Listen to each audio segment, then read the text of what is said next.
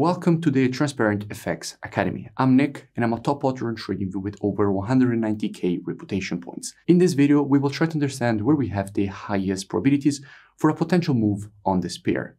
And the way in which we will be doing that is first, analyzing the pair from a technical perspective. Then we will go and see what we have when it comes to the commitment of traders, which is what hedge funds and the non-commercials, so the biggest speculators in the market, are doing. So without wasting any more time, let's go straight to the charts.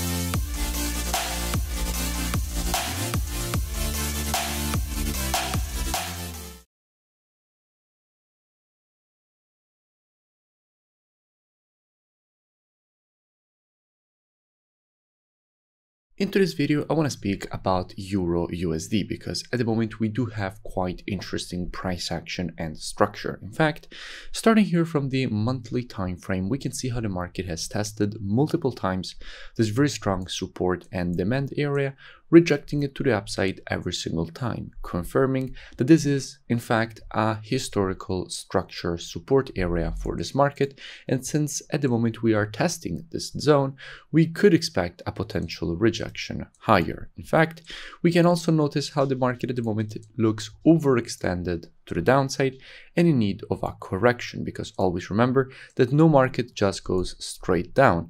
You will always need pullbacks along the way, and usually these pullbacks start from historical support areas, meaning that from here there is a good probability for a rejection to the upside. If we go down on the weekly, what do we see? Now, here on the weekly time frame, we can notice how the market at the moment has just tested exactly the previous low. From here, all this move to the upside was created.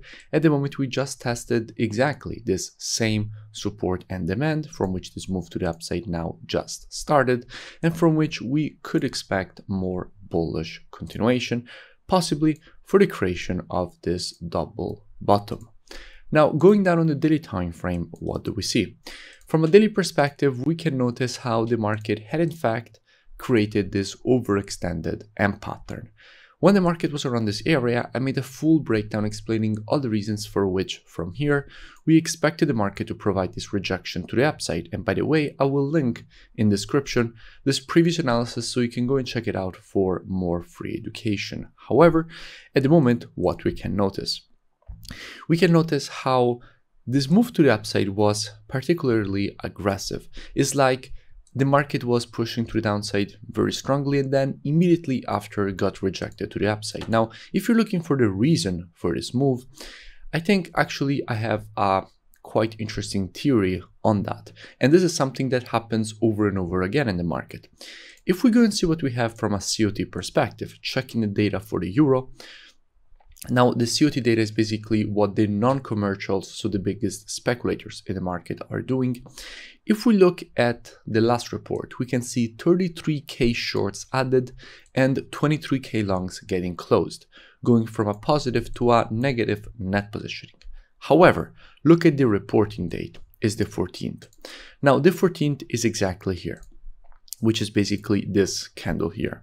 So the reporting date in which they were forced to report their positions was exactly here.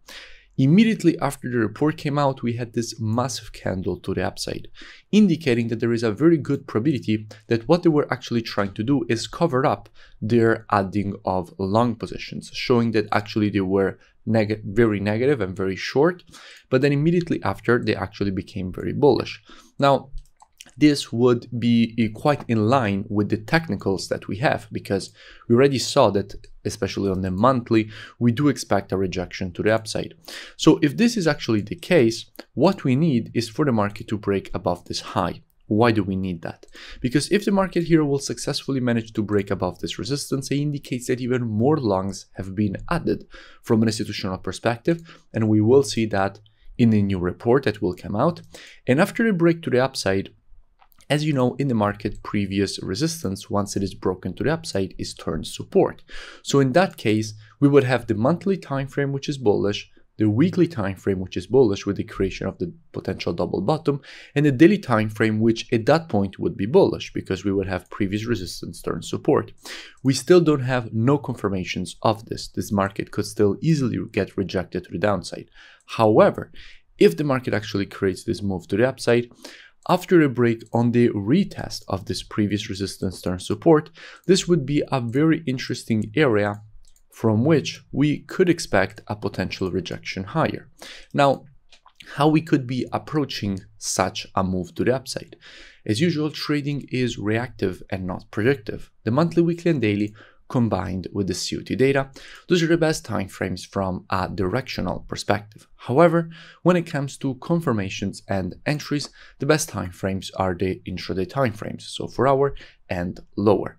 Therefore, what we could be doing is monitoring price action from an intraday perspective during this move to the downside, waiting for the market to shift from an intraday bearish market as we would have to an intraday bullish market. And if the market would shift from an intraday bearish to bullish market and provide to us one of our valid entries at that point, we could be looking for a potential rejection to the upside for the market to complete this impulse correction and impulse pattern to the upside.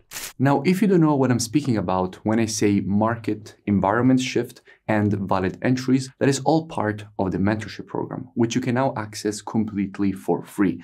In fact, the link is in the description, and I really suggest that you go and check it out because you can learn all the rules of the strategies and you will find a lot of valuable content inside of it. Now, if you enjoyed this video, also make sure you smash that like button and comment below. It really does support the creation of more free education analysis for all of you because obviously it helps with the YouTube algorithm, and I will see you in my next video.